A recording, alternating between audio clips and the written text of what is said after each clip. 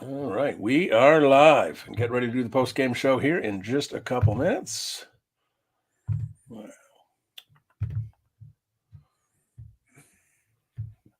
High quality score. Thank you for those of you joining us live. We will be firing off this podcast here, starting it in just a couple minutes. If you've got any comments, questions, get them in there. We will definitely get to them throughout the podcast. Kyle Morris of the Start Kyle Orton podcast with me today. Kyle, how you doing?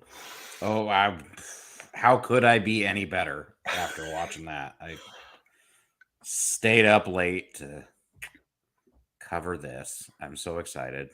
Well, the good news is that there was no hope. Like it was immediately just it was obliterated. It was pretty obvious about 4 minutes in. They're like, oh, this is going to be one of those games. Okay. Yeah. So, all right, we'll go live here in just about 30 seconds. We'll let a few more people join the live feed, and we will get this thing going because we've got plenty to discuss because, not a lot of positives. 10 catches for Cole Kmet. Get excited. Did he really have 10 catches? That's what I was looking at the box score. He had 10 catches. And he broke a tackle on one of them. So he broke a tackle and the refs blew it dead. The refs screwed us. Oh yeah, I would have stopped the game and held like a ticker tape parade at him breaking a tackle. So all right, let's get this thing going. It's late. Everybody wants to vent. So here we go. Coming down. Not Your Average Bears post-game show in 3, 2, 1. Welcome in, everybody. This is not Your Average Bears post-game show because this is not your average Chicago Bears team. They are far, far below average, and we are going to talk about it getting blown out on prime time by the struggling LA Chargers, 30-13. Kyle Morris, he of the Start Kyle Orton podcast. You can get that wherever you get your podcasts. He is my co-host today. We've got plenty to get into and plenty to piss and moan about because this was an absolutely brutal performance, just up and down the field from multiple players, multiple portions of this team, offense, defense, everyone letting it down. Kyle, Bill Zimmerman, how you doing? I'm great. I'm just enjoying the heck out of myself to be here and to have stayed up all night to watch that entire game just to give my take on it. Yeah, I'm so frustrated. I couldn't even come up with the term 3 phases. Like it escaped my brain because I just sit there and I watch this game. And we'll start here with Tyson Bagent, and I don't want to just crush this kid because again, what we did as Chicago Bears fans, and I'm not saying you did, I'm not saying I did, but I'm making us all the collective here. Setting expectations wildly too high for this kid. And I said it on my podcast. We said it on the post-game show last week. This kid has the makings of potentially a good QB2. And when you have a QB2, he doesn't win the game on his own. He needs the running game to be moving. He needs the defense to play well. He needs to work in concert with everything. When I had Anthony Herron on my podcast league, that's exactly what he said. He goes, it's limited, but this is what you can do if you have Tyson Bagent. You can, if you keep him within the confines of the offense, he can, for what he is, he can be successful. But when you force him to have to drop back, when he's going to have to throw the football, the running game's not going, the defense puts him behind, he's doomed, and that's exactly what happened there. So did Tyson Bagent play well? No, he did not play well at all, as far as I'm concerned. Did he make some nice throws? Sure. Some good decisions? Absolutely. But overall, Kyle, Tyson Bagent proved that when things aren't going well, he is not going to be the quarterback to win you a football game.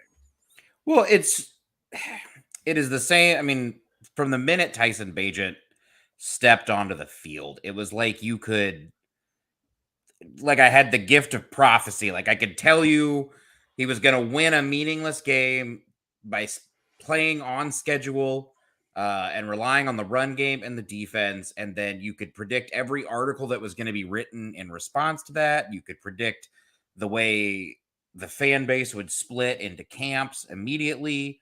It's a story that we have seen before. I was there when it was Chase Daniel versus Mitch Trubisky when he came into that Vikings game. I was there long ago when it was Shane Matthews rallying the troops after Cade McNown. I mean, there's always the most popular guy in town is always the backup quarterback.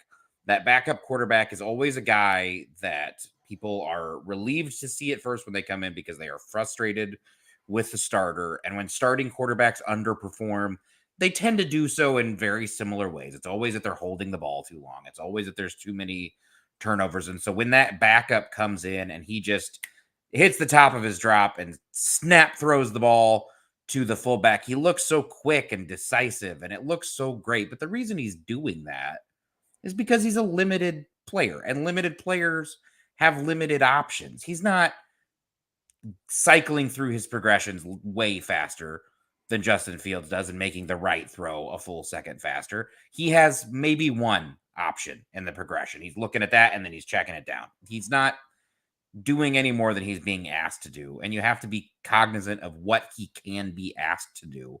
Of course, no one, or not no one, but too many people did not keep that in perspective this week. And it set the kid up for, that effort was not surprising in the least. No. But it sounded like it was a surprise to Chris Collinsworth. So. Yeah, and look, you know what? We could jump in on Collinsworth right now because I know you were frustrated with it. We talked a little bit before the broadcast. I was frustrated with it. I mean, look, I understand what Chris Collinsworth was trying to say when he said this phrase that I couldn't believe actually came out of his mouth, that Tyson Bagent can get the ball out quicker, Fields holds onto the ball too long. I understand that. But when you have the audacity to say that Justin Fields needs to sit down and study Tyson Bagent to become a better quarterback, you need to have your broadcasting credentials revoked and thrown out of the stadium. Well, and it's so patronizing. Like, do you think Justin Fields, honest to God, at this stage in his career, do you think Justin Fields isn't aware he needs to get the ball out faster? Do you think? Of course he knows. Do you think he's going to learn anything from watching a guy get the ball out faster? Go, oh, you know what? I should. He's trying. Unfortunately, the kid is a tick slow going through his progressions, and he has been at every level of football. And that's something he knows he has to get better at. But at a certain point, it's not something that you learn through tape study. It's it's when it's live fire, you either have it or you don't. So yeah, it's so patronizing to say he needs to learn how to do this from Tyson Bagent. I mean, first of all, we've seen Fields execute some game plans this year that look pretty Tyson Bagent-y. If you want to go back to week 1 against Green Bay, I thought Fields was way too quick in that game to take his check down. And what did we talk about afterwards? He didn't look down the field. Why didn't Justin look down the field? He needed to be more aggressive. But yeah, I mean, I'm with you because Collinsworth, and it wasn't just that one comment. I mean, every time Bagent had the ball, oh, look, he's up on his toes. He's hopping around. He's getting the ball out quick. It's his energy. I mean, Luke Getsy, I'm pretty sure, just wrote down the script, sent it over to Collinsworth and said, here's what you got this week. Yeah, I mean, I compared it to when, it's not quite on that level because it's a broadcaster, not a coach, but when Tressman started Jimmy Clausen to try to pin it all on Jay Cutler as a last second Hail Mary maneuver to be like, look, if I can just get my guy in there to execute my offense, you'll see I was never the problem. And it was so pathetic because Collinsworth clearly got his marching orders from someone in terms of, well, this is how this offense is meant to be played. This is how this all looks like when someone executes it the way it's drawn up. It was really upsetting. I enjoyed when he said that he had a Street Fighter mentality too. It reminded me of when, I'm the youngest of 3 and I, asked my older brother if I could play Street Fighter with him when I was like 4 years old. And then he just straight up whooped my ass with no mercy. If that's what you mean, then yeah, Tyson Bagent had a Street Fighter mentality tonight, I guess. Yeah, and that's the thing with Bagent on some of these throws, and you want to sit there and say the second interception was on Darnell Mooney, sure, But the thing is Tyson Bagent also had multiple turnover worthy throws that weren't picked off. So in the end, it's going to kind of level out. Velus Jones needed to catch that ball. It hit him in the chest. But at the same time, he slipped because the ball was underthrown by a good 5-6 yards. He had to stop on a dime, couldn't do it, slipped. The ball still hit him. He needed to catch that ball. It should be. But again, that's the thing. Like Bagent needed to get it another 5 yards further down, and Jones could have just stopped and caught it. So again, it's kind of everything working, and we'll get to coaching here in a second. It's Bagent underthrowing a ball, Velus not catching a ball. Over and over again, there were just multiple mistakes. Even Cole Kmet catching it on 3rd and 3. But Bagent threw it short of the sticks. And that's the thing. We can't sit there and go, well, Justin Fields on 3rd and 6 threw it short of the sticks. What's he doing? And then not criticize Tyson Bagent for the same thing. These are simple things that quarterbacks need to do. And, Bagent as a QB2, who I think is probably, whether Eberflus is here or not, you've got an affordable QB2 on a UDFA contract for the next 3 years. You're going to want to take advantage of that. He'll get better. But the bottom line is he has a ceiling. He's limited. We saw it here. And that's who Tyson Bagent is. So hopefully the media and some of the fans are going to sit there, scale it back, go, okay, Tyson's not the answer. We know what he is. Let's spend the rest of the season seeing if Justin Fields is the answer. Yeah, it should restore sanity to the discussion for a little bit, but I mean, sanity has never dominated the Bears quarterback discussion in my lifetime, because they've never found the answer. I mean, I compare it to, like, if you take everything that everyone says about Justin Fields when they say, like, he just needs to do this, this, and this.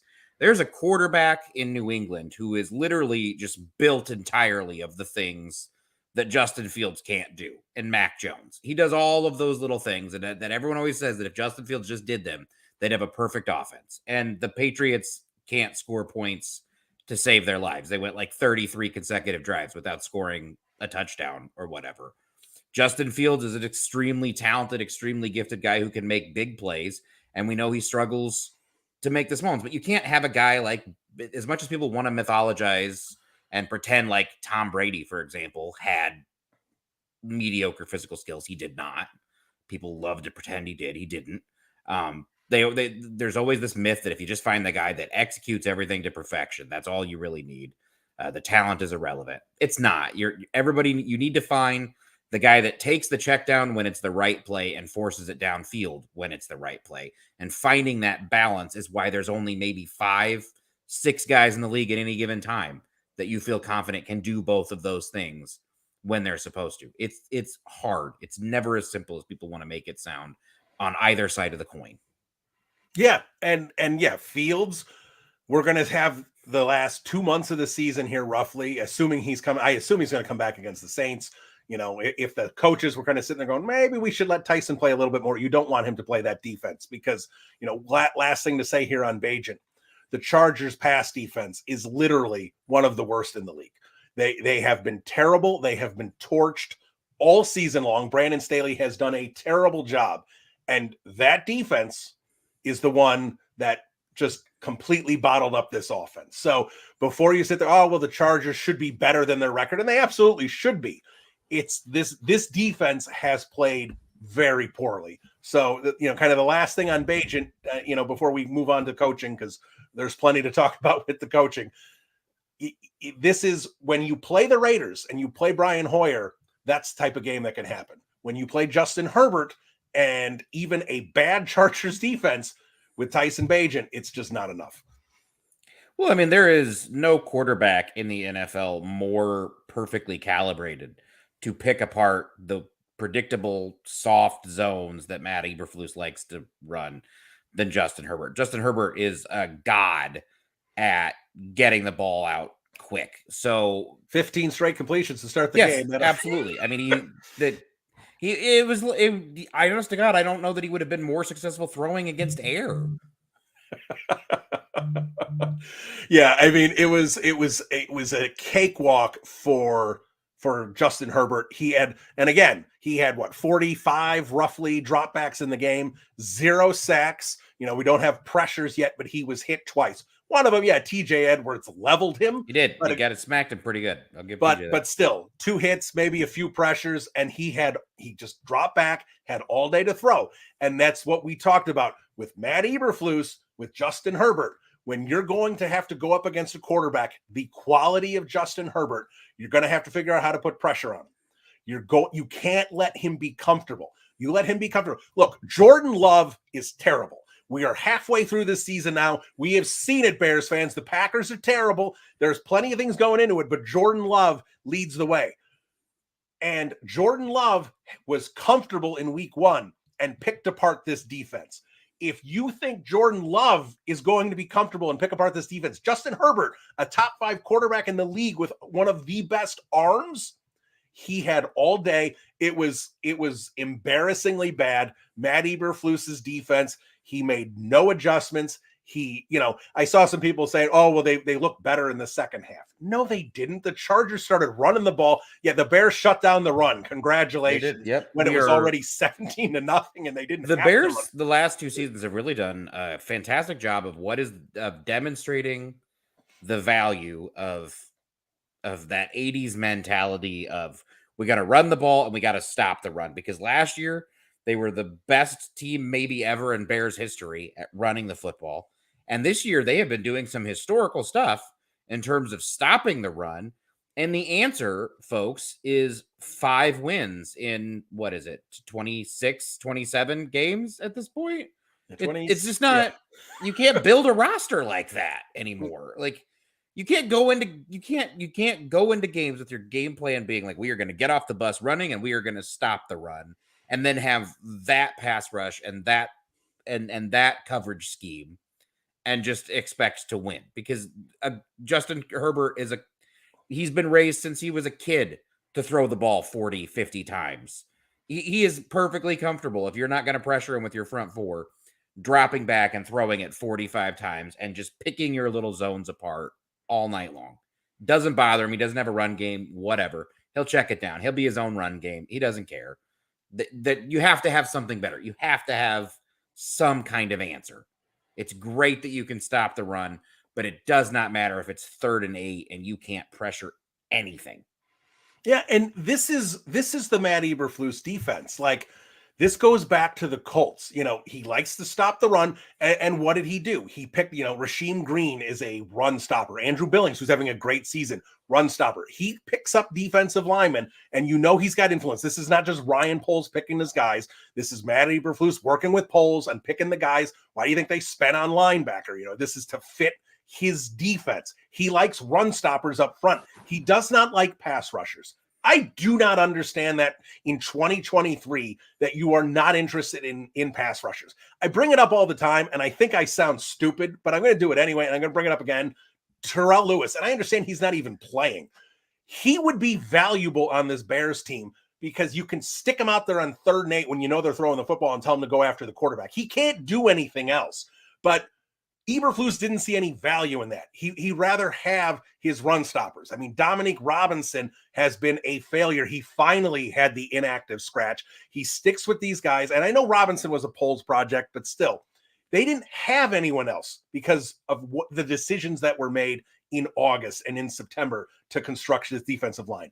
The Colts defense, back when Eberflus was the DC, they could not rush the passer. I put out the tweets like a month ago that he was consistently in the bottom 3rd in the league and usually in like the bottom 3 or 4 teams in the league with pass rush. He was bad at it. The one year they weren't in the bottom 10 was when they picked up DeForest Buckner, and he was able to disrupt some stuff that first year, and they were 18th. This defense, this scheme does not rush the passer. It's 2023. That's not an option, but somehow it continues to be one. So if Matt Eberflus continues to be this coach of this team, and it's certainly trending that it won't be, but if he sticks around, this is not, well, they need to go trade for Chase Young, or they need to do this, or they need to pick up a disruptive 3 tech, and then they'll get to the quarterback. They won't, because Matt Eberflus does not know how to pressure it unless you get a dynamite 4 that can just get pressure on their own, winning one-on-ones against offensive linemen. There will be no pressure to the quarterback. Well, I assumed during the offseason, I thought maybe he was gonna change things up a little bit because you looked at the way the corners that they drafted, the guys that they have on the roster. You looked at some of the ways that they structure this roster, and I thought they can't possibly be so oblivious as to think that that defensive line on its own is good enough. So they must have a plan to blitz more, to play more press man than we're used to seeing. They have to be mixing it up a little bit. There has to be a plan here. There does not appear to have been a plan here. They just really thought they could run this 2004 ass Monty Kiffin style Tampa 2 with just a god awful defensive line, and that it would all work out against quarterbacks who have been practicing against this scheme for their entire life. It's just it's not that's not how football works anymore. Like you said, it's 2023. You just can't, this can't be the mentality that you have. And even if it is how you ideally would like to play defense, you have to be able to look at the roster and evaluate your own players enough to know that you don't have the horses to run your ideal scheme. It's not ideal. The talent is far from ideal. Do something else. Yeah, and they don't. And here's David Kaplan sent out this tweet, and it's 100% accurate. I mean, it's just facts, but this shows you where this Matt Eberflus defense is going all the way back to last year. Eberflus has 5 wins. In those 5 games, the quarterbacks that the Bears have beaten is Davis Mills, Trey Lance, Mac Jones, Brian Hoyer, and who am I forgetting? Sam Howell. Sam Howell. Those are the 5 quarterbacks that this Bears team has beaten. When Patrick Mahomes goes out there, they lose 41-3 or whatever it was. When Justin Herbert goes out there, they lose 30-13. When this team plays good quarterbacks, it's not even that they're going to lose. They're not even going to be competitive because this defense, when a good quarterback, we saw what Russell Wilson is cooked. Wilson is not the guy anymore, but Wilson has enough innate ability left in his bones that when he sees this defense for the entire second half, he rips it to shreds. Go ahead. Oh, sorry, not that. I was just going to say, this is what this defense is. A good quarterback will rip it to pieces. Well, a good quarterback will rip it to pieces because the entire scheme basically is just the entire plan is, look, we have to make them take 10 to 15 plays and hope somewhere in there they fuck up on their own. Am I allowed to say fuck on here? I said, yeah, why not? Okay, we're good. And that's just it. It worked in the 90s when you were facing a guy like Brett Favre, maybe, who threw it 10 times a game in college and probably less than that in high school. You're facing a generation of quarterbacks nowadays who have been running the spread offense since they were in grade school, who went to passing camps, who threw it 30, 40 times. If you get a veteran quarterback out there who knows what he's looking at and knows he has time, knows you're not getting home before, he will just sit and he will pick apart your little zone scheme. And yes, he'll take 10, 15 plays. He doesn't give a shit. Justin Herbert tonight did not give a shit. He absolutely. He'll 9, 10 play drives, doesn't care. You know, you get lucky every now and then with a Trey Lance or a Sam Howell who will force the ball, who will get impatient, who will make a mistake or hold the ball way too damn long in Howell's case. But if you're facing like I said, anybody who is a above league average NFL quarterback, anybody who is capable of diagnosing these basic ass coverages and knows he has time, knows not to panic, there's nothing. They have no answer for that. Yeah, and it's remarkable that this has continued to be trotted out. But again, this is who Matt Eberflus is. This is who he's been now for 25, 26 games, what he was in Indianapolis. So it's not going to change. So for those of you listening live, we appreciate you. If you've got comments, questions, make sure you drop them in. You're venting with us. We appreciate that you're here. Kyle Morris from the Start Kyle Orton podcast is with me today as we continue to talk about this pathetic Bears 30-13 loss to the Chargers on national television. And that's the thing. I got a tweet, during the game going, why are the Bears always so bad on national television? Well, the answer is pretty simple, Kyle. When you're on national television, most likely you're playing one of the better teams in the league, and the Bears can't compete with the better teams in the league. It's pretty much straightforward. It's a talent deficit. Yeah, I mean it's kind of like it's not a good example because they still managed to fucking lose to Jordan Love. But when people talk about Green Bay versus Chicago as like some kind of curse or bad luck or what, it's not that. It in the NFL, at least 70 to 80% of the time, the team that wins is the team with the better coach and the better quarterback. And the Bears have entered the vast majority of their matchups for the last several decades with the worst coach and the worst quarterback, especially when you're talking primetime nationally televised games. It's a simple recipe. It's they are completely outclassed by, I mean, this isn't even close to an average football team right now, but they are completely outclassed by any team with a remotely modern offensive scheme and with an above average quarterback. They are nowhere near that same hemisphere. Yeah, and as we continue to talk about this game, talk a little bit about the trenches here, because, and I'll be honest, I didn't focus on them as much as I usually do because this thing just kind of unraveled, and I sitting there trying to study and see how Lucas Patrick is doing felt like a complete waste of time.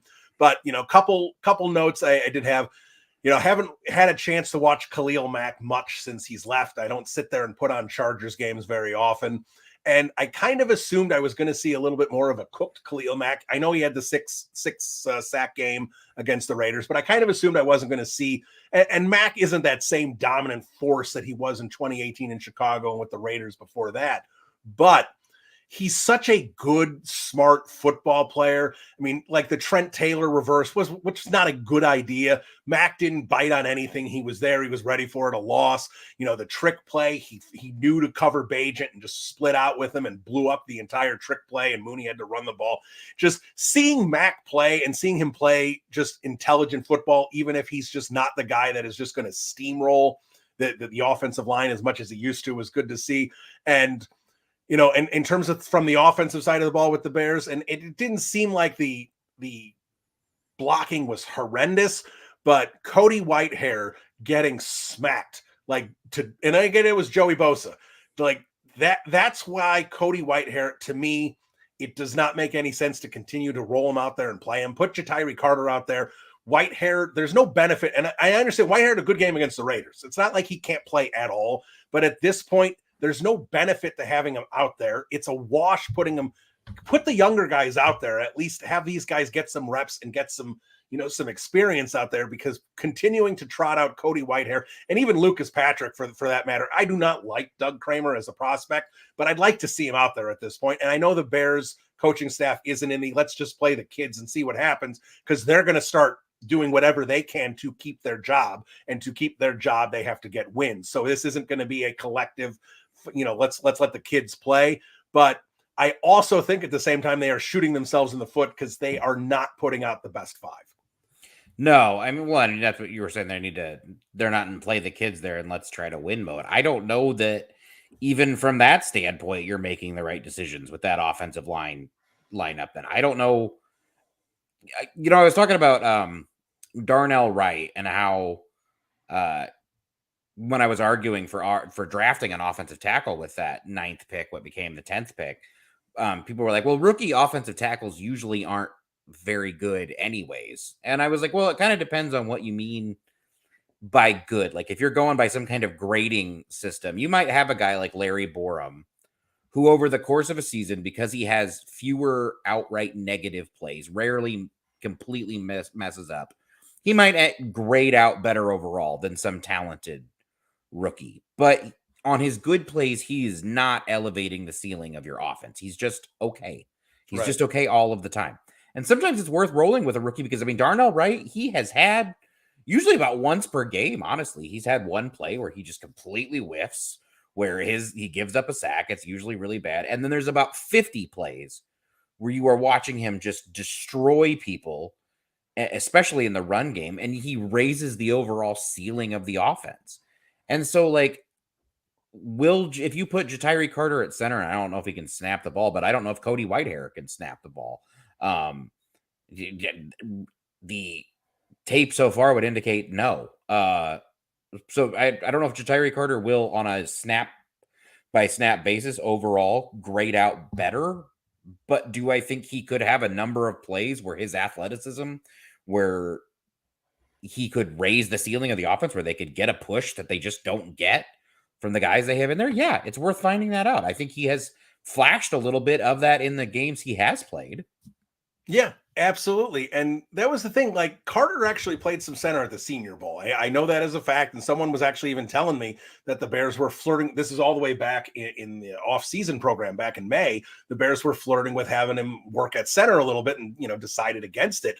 That absolutely should have been an idea. And just to, the more versatile you can get Carter, the better your depth is going to be along the offensive line. And we know the depth isn't great right now. And Carter still isn't playing. And this isn't Ja'Tyre Carter is going to turn out to be, John Hanna and be some 15-year stalwart at guard.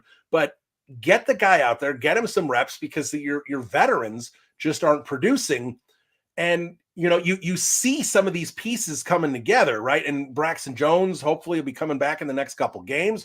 We, like you said, Darnell Wright, sometimes he is just, a snowplow, and just, especially when he pulls, he just mows people down. Friggin' Mack truck. My God. Tevin Jenkins, I saw Tevin Jenkins pushing guys 4 or 5 yards down the field on multiple plays.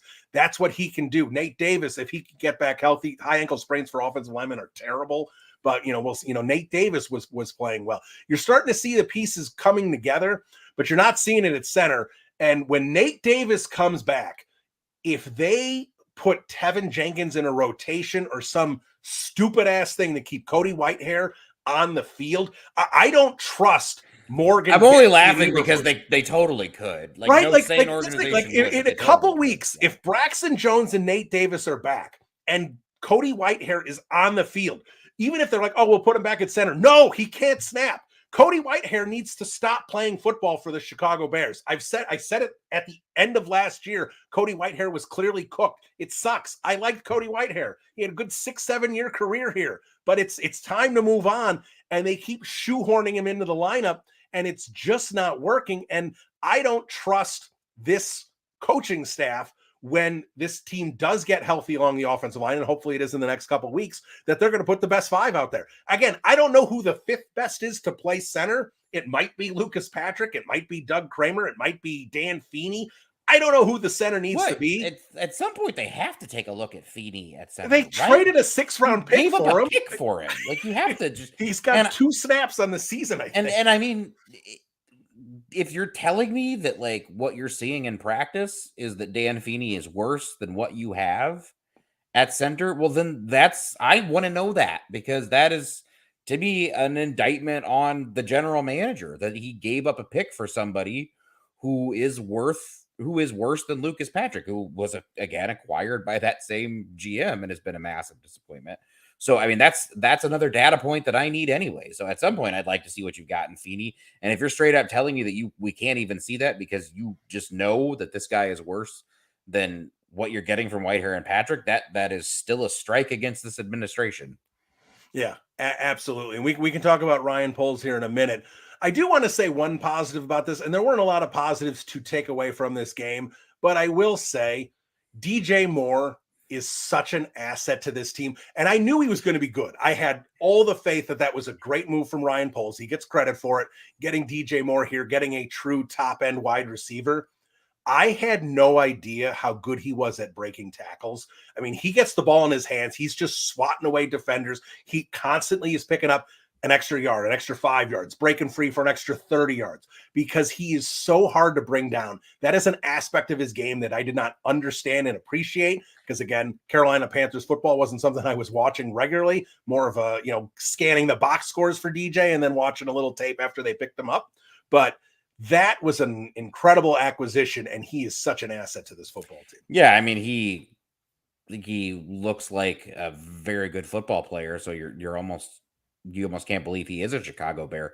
But yeah, I mean, I knew same thing. I didn't realize quite that he was able to do stuff like that to that extent, to how often he breaks those tackles and stays up when you just assume he's down. I knew he was among the league leaders every year in YAC as a wide receiver, but I kind of just assumed that was that was a speed thing. Like you get him the Right. ball out quickly and he will, which it is, but the ability he has to just keep his balance and stay up and to break those tackles and to turn on a dime, cut on a dime. That is definitely the most impressive thing about him. Whoever is playing quarterback next year for the Chicago Bears, be it Justin Fields, Tyson Bagent, Drake May, or Caleb Williams, the DJ Moore in-house is such a huge advantage that they have rarely had for a starting quarterback. So yeah, DJ Moore is incredible. And I don't know who the quarterback's going to be next year. Obviously, a lot of that's going to depend on what happens with the draft, which if you are a Tankathon watcher, Bears currently with the second and third pick. Cardinals have jumped to the number 1 spot because they have an extra loss compared to Carolina because of the bye situation. But sitting with the second and third pick, this is the one, and this is what's going to, because it's not going to happen, and it's what's going to disappoint me. And I understand if the Bears have an opportunity to trade down and get a haul because someone wants to come up and get get their quarterback, whatever it might be. I get all that, but the idea of whether it's Fields, whether it's May, Williams, whoever it is at quarterback next year for this team, the idea of having DJ Moore and Marvin Harrison playing next to each other, like that gets me a little, that gets me a half stock, not gonna lie. Like that's some good, that you can't fail as a quarterback. If you fail as a quarterback with those two receivers, that you never intended to play NFL football at quarterback. No, and I mean DJ would only be 26 next year. Yeah, and you'd be pairing him with a guy like Marvin Harrison Jr. Yeah, I would think increase their margin for error for whomever they do pick at quarterback, certainly, if they were taking a quarterback in this draft, for sure. So, that the thought of Moore and Harrison Jr. together I've had that thought a lot the last couple of weeks, because looking at Tankathon and things like that is about the only way that I've been coping, for sure. Yeah, and those of you who are coping with us here on the post-game show, we appreciate you checking us out live. And again, if you've got comments or questions, we're going to get to them here in just a second. In fact, I'm about talked out here on points of this game, because I don't know how much more I can talk about just an absolute, just a pathetic performance up and down from coaching, and it was what you expected, unfortunately. But I had myself convinced that somehow the Bears were going to keep this game close, because I did my research on the Chargers, went, wow, this Chargers team is really not playing well. And I just didn't think about the Bears on prime time and what that usually looks like. So before we get to comments, Kyle, is there anything else that you want to make sure you get to here, bring up before we get to some comments? I think the only thing I wanted to address, and we talked a little bit about Eberflus obviously just doing a terrible job coaching this defense. I get consistently pissed at Eberflus whenever he's asked to talk in public. And I mean, even just entering halftime, being asked about it, the way he put basically all of and I understand the tackling was bad, but his comments going into the locker room were just very much like, we're just messing up basic football stuff. But the way he put it all on his players, it really pissed me off. Like, yeah, you're messing up basic football stuff. Whose freaking job is it to make sure that they're doing basic football stuff well, man? The guy constantly talks like someone else is accountable for this football team. Like there's someone else that isn't, that's blame lies with. And it's drives me nuts. It's, that I always felt like Lovie Smith was always willing to take the bullets for his team. And I feel like Eberflus points the bullets at them. Oh, yeah, I've always... I don't disagree with that, and I'm going to say Luke Getsy's the same way. When Luke Getsy talks on Thursday, this was perfect, and it wasn't actually we just didn't execute it. We didn't execute it. It's never. I could have maybe called a better play here. I didn't expect the other team to do this defensively, and they had it covered perfectly. Getsy never takes the blame. Eberflus never takes the blame. And if your locker room, I mean, they hear these press conferences. I'm not saying they're listening to them live, but they will hear these sound bites eventually, whether, their friends show them or, they go and check them out on their phones later. That has to frustrate a locker room. When I can't remember one time last year or this year, and I would hope it's happened, but I certainly can't remember it. It doesn't stand out, where one of these coaches said, we didn't we didn't have our team ready. Us as coaches need to take the blame here. Well, we didn't have a good game plan. We didn't do this. We didn't do that. It's never that. It's always that these players are not executing. Well, I mean, he was kind of a laughing stock there for a while because I mean the quotes were kind of outlandish. But I remember, I can't remember if it was last year when they started 1-6 or if it was just the year before when they were winless for forever. But Dan Campbell in Detroit crying after another close loss and just talking about how frustrating it is to come up that shy and how he was hurting for his players about how they had battled and fought hard and how they deserved it. And he felt like he was letting them down. And you see the fruits of that payoff now, where clearly every member of that Lions team would take a bullet for Dan Campbell. They absolutely would. They'd play their hearts out for him. And you just don't see, even if this by some, I mean, Matt Eberflus is gone. I would be happy if he was gone tomorrow, but either way, he's gone by the end of this year. I'm quite confident of that. I'm rarely confident in anything when it comes to the Bears, but that I think at this point confident in. But even if by some miracle they won out and they stuck around, they started to build a playoff contender next year, I can never imagine those players having that level of buy-in that you see on some of these other teams. Where I mean, like Mike Tomlin in Pittsburgh, they never seem to be out of it despite getting absolutely nothing from their offense for 3 years in a row. They're always battling. Those players will always fight for him. And that's because when it comes down to, he always takes the bullets for them. He doesn't single out his guys in press conferences, things like that. I'm not seeing that from Eberflus. I see a total lack of accountability, and it reflects in the effort that these guys do give for him on the field. Yeah. And I like that you brought up Tomlin. that was going to be my next point is his press conferences. I mean, Matt Eberflus could learn a lesson or two from Mike Tomlin. Yeah. He needs to sit down like Tyson Bagent needs to watch Justin Fields. Matt Eberflus needs to sit down and watch some other head coaches in the league and see how they handle press conferences. Yeah. Like if Mike Tomlin just lost on primetime 30-13, like the first thing you'd be like, it was a complete letdown. We failed as coaches. We didn't have this team right. Like it will always be about we did not do it. And this coaching staff in Chicago, it is never we, it is us and it is they. And that will create friction in the locker room, whether the players are talking about it or not. It's just, and sure, they'll put up the locker room after a victory when Flus is handing out the game balls and, oh, look, the whole locker room's saying that. No. And this isn't like Matt Eberflus has lost the locker room, but there is absolutely something about creating synergy. Like that 2018 Bears team, whether you like or hate Matt Nagy, that season he created synergy. That defense loved Vic Fangio. That offense had a lot of fun. Nagy got the defense involved. He put Akeem Hicks on offense. He put, Eddie Jackson on offense. He wanted this whole team. He created this whole team vibe. And that carried them to those 12 wins. That team wasn't, yes, they had the obscene amount of turnovers. That team wasn't talented enough to be a 12-win team, but they rode the wave. And Nagy gets a lot of credit for that. Now, once he started facing adversity, Nagy fell apart. So I'm not sitting here turning this into, cheer. But I would say, Nagy. I would say it took him until probably the middle of that last season for him to truly lose that locker room. And I sometimes wonder if Eberflus has ever had the locker room, to be honest. There's no resiliency in this team. They fall apart pretty quickly. But yeah, no, there's never I don't know what it's very Bears to hire a guy based on the whole defense first, leadership, accountability. That was his whole pitch, which is already an outdated pitch to begin with in 2022 when they hired him. But then to turn around and have that guy not provide any of that stuff is a new twist. Because at least Lovie Smith, even though his style was somewhat outdated even when he was there, like he provided the defense and he provided the respectability and everything else.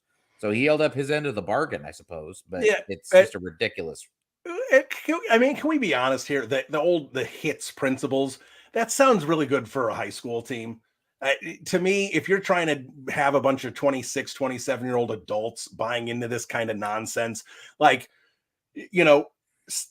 put out what you expect from the team. You want to be on time. You want to be accountable. fine. But the whole hits principle thing, that just sounds like something that would be up in a high school locker room.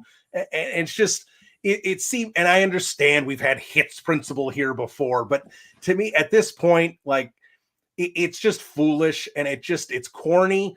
And to me, that's more of this Matty. Like, you need your coach to be a guy that you want to fight for, that you believe in.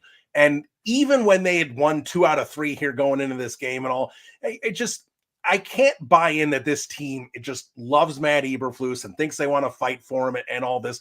Again, whether it's the us versus them, the cornball behavior, the no accountability in press conferences, trying to, and again, I haven't heard his post-game press conference, but if he came out here, in the first, we stopped the run, like he loves trying to find positives in just where there's absolutely none. It's embarrassing. It's stupid. Be accountable. Say you got your ass kicked. Say we need to play a lot better. We need to coach better in all 3 phases and move on. But to sit here and pretend that there were positives and you're going to look for them and we got to tweak a couple things and we're almost there. How often in that start? Oh, we're almost there. We're almost there. Just enough. Like the amount of things that Matt Eberflus does on a weekly basis where I just want to strangle him. It just keeps mounting. It's just the Office Space thing over and over and over. I just want to be like, what is it that you would say you do here? I was told he was a leader of men and a molder of men, and that was why, and he'd get buy-in from players, which is why they passed on George Pickens, because they, God forbid we take a guy with character concerns and let our coach that we swear is great at coaching guys up actually coach a guy up. No, we got to draft Boy Scouts. So we've already squandered that supposed competitive advantage there. We saw how well the molding of men worked with Chase Claypool. So he's not that. He's a defensive coordinator who can't coordinate a defense. And he's a CEO, head coach. I guess that was what people, Nagy was too involved on one side of the ball, wasn't really paying attention to the other, wanted a guy who would really oversee the whole operation. Well, then that means you're responsible for the whole operation, and every part of it sucks right now. So it's all on you. Yeah, so while we're talking about Flus, let's get to some comments. Let's start with friend of the program, Chris Armstrong, who says, fellas, any chance that Warren fires Fluss tomorrow? Unfortunately, I'm going to say no. I mean, this, again, they had just come off winning 2 out of the last 3. Yes, is this embarrassing? Absolutely. Does he need to be fired? Absolutely. And I sit here and go, my biggest concern is if there's, and I hope Kevin Warren has full control, and tell George, this is what we're doing, and George signs off on it.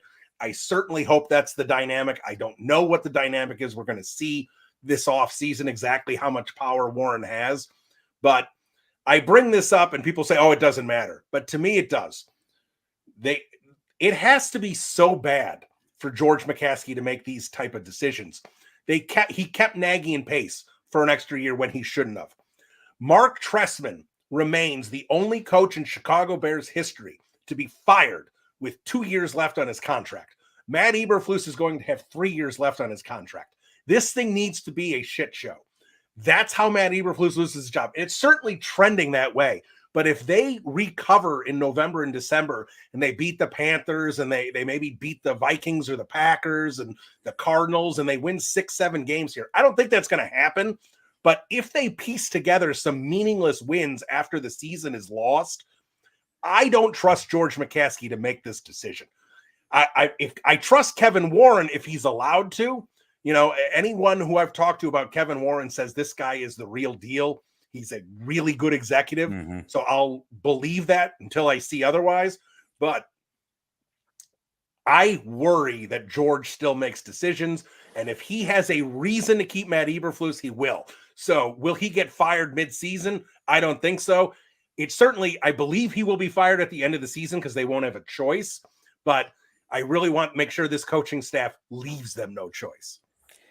Yeah, I mean, if Mark Trestman wasn't fired mid-season, I have a hard time believing that the Bears will truly ever do it. The one hope that I have is I would hope that a guy of Kevin Warren's stature with the resume that he has, I would hope he wouldn't have taken this job without confirmation that when it came down to it, he would be the main decision maker at Hallis Hall. I would hope that that was a condition of his employment, but I won't believe that it was until I see him exercise that power. Yeah, and I hope again, Kevin Warren is the hope to get all this on the right track, because again, we're looking at the possibility that the Bears can finally have things line up, put together a new regime in, and if it's going to be a new quarterback, put everything in the right way. And because again, and I've said this, if there is a new coach here, if you are a Justin Fields fan and you're not a Matt Eberflus fan, and I think there are plenty of Chicago Bears fans, to me, there is absolutely no way that Justin Fields can remain the quarterback with a new coach here. Because when this new coach comes in and he's going to examine what has happened prior to his arrival, Justin Fields is 3 seasons in the NFL. Fair or not, whoever you want to put the blame on, I don't care. Justin Fields' 3 seasons in the NFL will result in 2 coaches being fired, and the other season they will have the worst record in the NFL. There is not a coach in America that would hitch his wagon to those results and say, I can fix Justin Fields, when they almost certainly are going to have the first or second pick in the draft. I believe going into this week, the odds were at 68% that they were going to have one of those 2 picks. It's that high because the Panthers are that bad and the Bears are that bad. So if you want Matt Eberflus gone, you're going to have to accept that Justin Fields is gone. They are married. I don't see any way that is there. There's a possibility that Justin Fields remains the quarterback with a new coach. Yeah, unfortunately, I would agree with that. Yeah. So let's get to some more comments. Foster Cupboards. I'm going to say this to start the game. They screwed us. Yes or no? Look, it's possible that Mooney wasn't touched, but at the same time, it doesn't matter to me, really. Again, if he pops up and runs for and the Bears are up 7-0, there's nothing to me in the body of this game that would suggest that if that touchdown happens, the results are any different, other than the fact that the Bears have 7 more points. Yeah, no, there was this defense could not stop Justin Herbert. He had 15 straight completions to start the game, and his first incompletion was just a dropped pass that was right on hit the guy right in the hands. I don't remember who it was. Doesn't matter. This team had no answers for the Chargers, and that first touchdown would not have been some giant momentum swinger. As far as I'm concerned, the Chargers would have come right down and tied it up at 7, and we would have been right back where we were.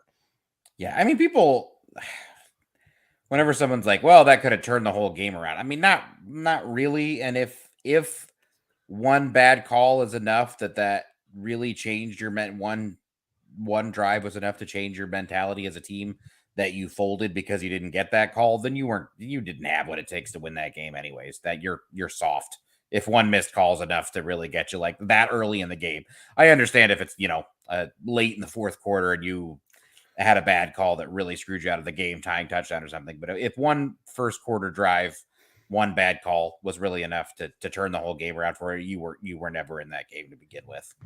All right, we got an important question here from Patrick Riordan. Kyle, is Bagent better than Kyle Orton? I'll give you the floor. I mean, Kyle Orton isn't really a quarterback. He's a lifestyle. He's an icon. He is my best friend and my spiritual leader. So Tyson Bagent has a long way to go. But no, I mean, Kyle Orton was an NFL starting quarterback, truly. If I drop all the sarcasm and all the in-jokes and everything, I mean, Kyle Orton was, usually a second tier NFL starting quarterback, but he started and won a lot of NFL football games, and he was the reason they won a few of those games. He hung 48 points once on the Vikings. I saw it. I was there. So no, in all seriousness, no, obviously Bagent is not better than Kyle Orton because he truly was the starting NFL quarterback, even if he wasn't a great one. And Bagent he's a backup. I think he could be a pretty good backup. We did say that's what he is, but that is what he is. True story. When I first started in my media career, I worked for a company called Sporting News Radio, which was a small little radio network. It was based in Northbrook, actually. And we had Kyle Orton as what we called our draft diary coming out of Purdue. and he'd come on once a week. He'd talk about the teams that he met with and everything. And he told me in the first interview we did with him that he was a huge Seinfeld fan. I put together, I think, the greatest open in radio history for Kyle Orton with the Seinfeld, beeps and bops and everything. And just, we had our guy going through, we'll talk about workouts. And you got Frank Costanza going, he's got a rocket for an arm, interviews with teams. I don't want to be a cowboy. It was the best open I have ever made in my media career. And it was for your Kyle Orton. That's fantastic. I love that. I hope he appreciated that. He did. He was a big fan of that. And so I always had a soft spot for Kyle, and those photos, like you said, it was a lifestyle. If you don't know about the photos, just Google Kyle Orton. The kids today maybe don't. I don't know. I realized how old I was just the other day because I was actually tweeting about that because there's that great Twitter account, the Chicago Bears Without Context Twitter account. Yep. And they were playing highlights from that Kyle Orton game where he dropped 48 points on Minnesota that I was talking about. And I had so many people that messaged me that was like, "Oh, I wasn't even born yet." And I was like, "And you have a Twitter account? And you weren't born when that game was played? Oh my God, I'm so old." But yeah, so the kids today may not know what we mean when we say the Kyle Orton photos. Yeah, so if you don't know the Kyle Orton, go Kyle Orton, you're in for a treat when you find them. Go to images and you'll find them. They still pop up. I saw them just a couple of weeks ago. Actually, I don't remember why I was looking them up. It was probably because of something you said. But those photos are out on the internet and will be forever. When Kyle's a grandfather, you will still be able to find those photos on the internet. So I'm actually going to go back to Patrick Riordan because I like this. Why on God's earth did the Bears pass on Doug Peterson and Mike McDaniels for Matt Eberflus? And this is what I always do. Like when you're sitting there going, how could this possibly happen? I want you to think of this scenario.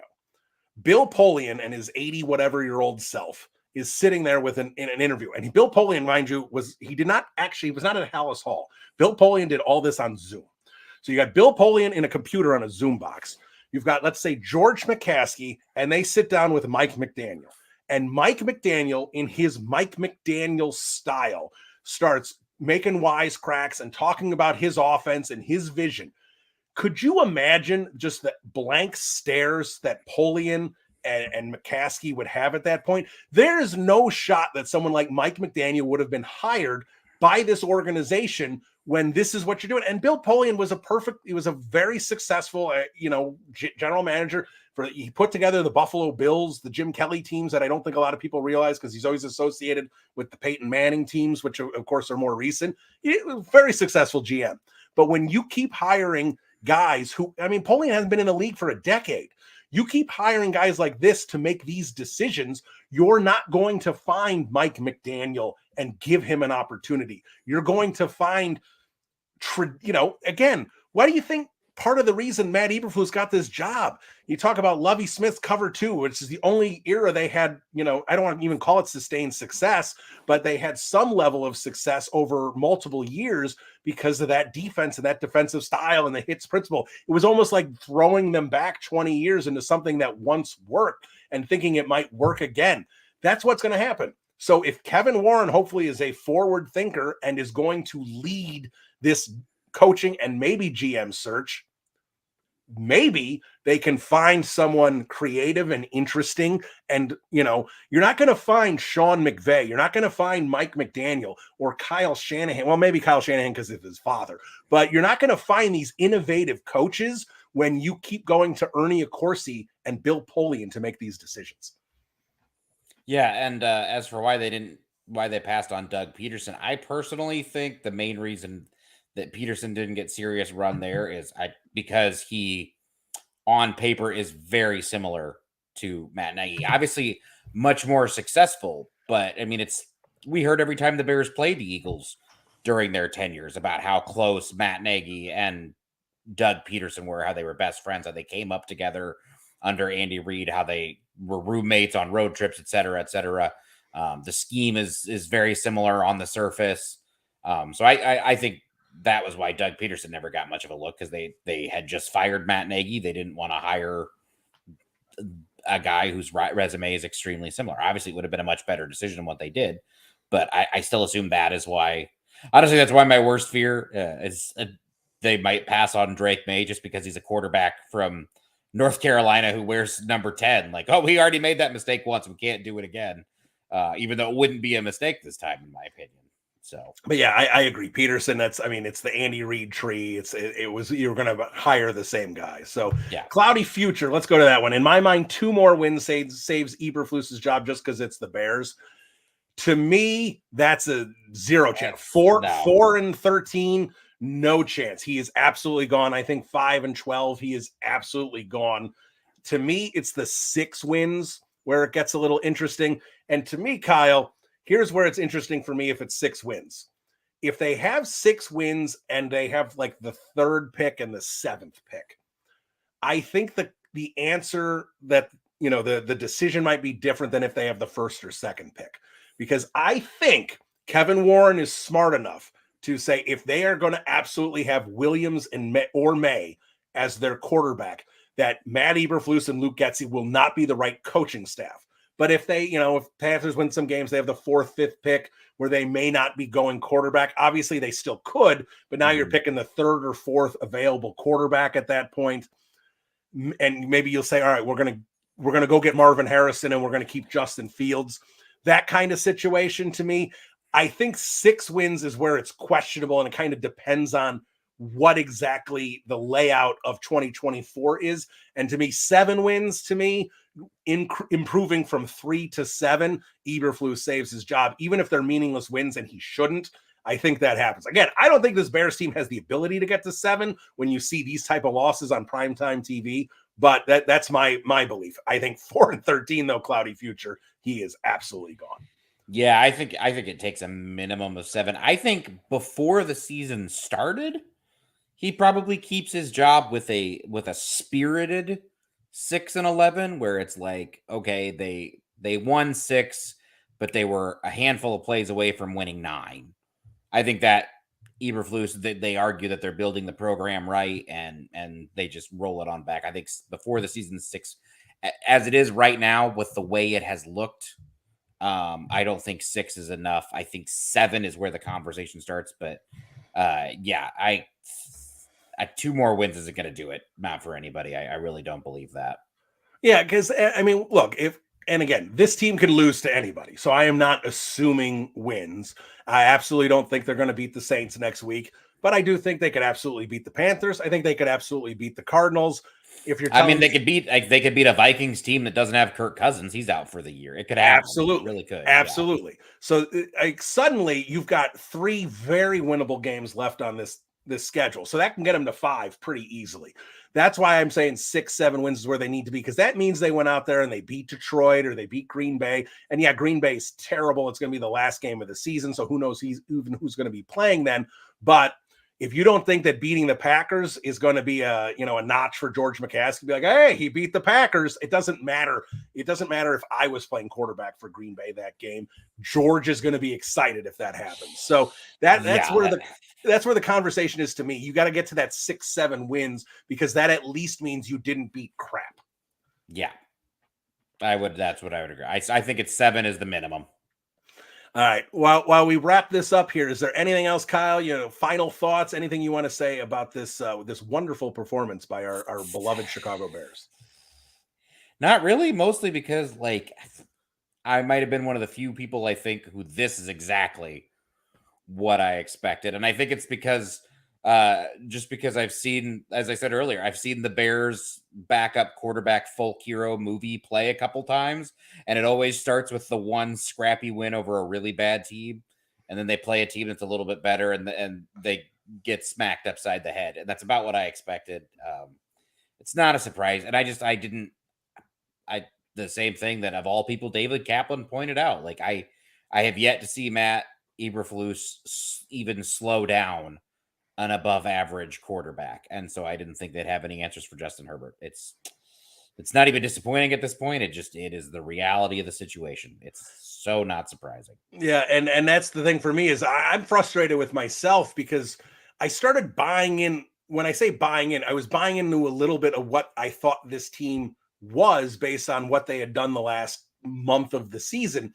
And then you see something like this roll around. And if Justin Fields played, I think it would have been more competitive, but I don't think there was anything that we saw, especially on the defensive side of the ball, to sit there and say that they had any opportunities to be competitive today. So when I sit there and say, oh, maybe they've turned the corner and they're playing better, and this is the kind of team I expected, that's me sitting there and ignoring the fact that they beat Brian Hoyer and a terrible Raiders team, where it's very possible, I'd have to go back and really think about it, and it's hard to judge this. That Raiders game may be the only game I can think of where they outcoached the other team on both the offensive and defensive side of the ball. I can't think of any other games where that has happened, because that's how pitiful this coaching staff has been. And the fact that I even bought in a little bit just bothers me, because I was so out on this team, and I've been so out on this team. And then this stupid franchise, because I'm so damn hopeful. Yeah, I try to be objective, but every glimmer of hope, you sit there and just try and build it up a little bit, and you make it more in your head than it actually is. And I fell sucker to it again after they beat the Raiders. I'm like, well, they won 2 out of 3. If they would have beaten the Broncos, the Packers team is terrible. Just imagine if they would have come out of the gates playing well. Suddenly they're in the playoff hunt. Like, it's too easy to play that game. I'm almost glad this happened, so I could just, there's nothing that's going to happen the rest of the way to make me think this is a team that can actually compete for anything. This is a team now that is trending towards absolutely getting the coach fired. I'm not sure this is a team that can compete in a single game against a real NFL franchise. I mean, they're going to play a couple teams that also aren't real NFL teams, but there's nothing in my mind that can convince me that if they were to play any team with a single quarterback that I would rank in the top 10, I'm not sure they can compete with any of them. I'd say top 15. Yeah, it's straight blowout city. Like later, let's just talk about it right now. Derek Carr. Can they stop Derek Carr? This version of Derek Carr. Oh, shit. I think they could in Chicago. I don't think they can in New Orleans. Yeah, I mean, well, it's, again, Derek Carr loves to get the ball out quick and take the check down, and this is the perfect defense to allow you to put up 300 yards just doing that. So God, what a depressing question that I don't really know. Really? I mean, again, that's where we are, because this is the Matt Eberflus defense. Again, 40 whatever dropbacks for Justin Herbert, no sacks, and 2 quarterback hits. That is Matt Eberflus, everybody. So that's going to do it for Not Your Average Bears postgame show. Kyle Morris was my guest / co-host. And again, he's at Start Kyle Orton with a capital I, not an L, on Twitter. He can tell you if you want to know why that account disappeared, you can tweet at him and he'll tell you about it. And make sure you check out his podcast, the Start Kyle Orton podcast, which you can get wherever podcasts can be found. Kyle, thanks for joining me. Yeah, thanks for having me. It was under better circumstances, but we're Bears fans, so we're used to it. There rarely are better circumstances. So all right, well, bear down, everybody. Just a couple months left of the season, and we can look forward to a new regime. Let's cross our fingers. Adios.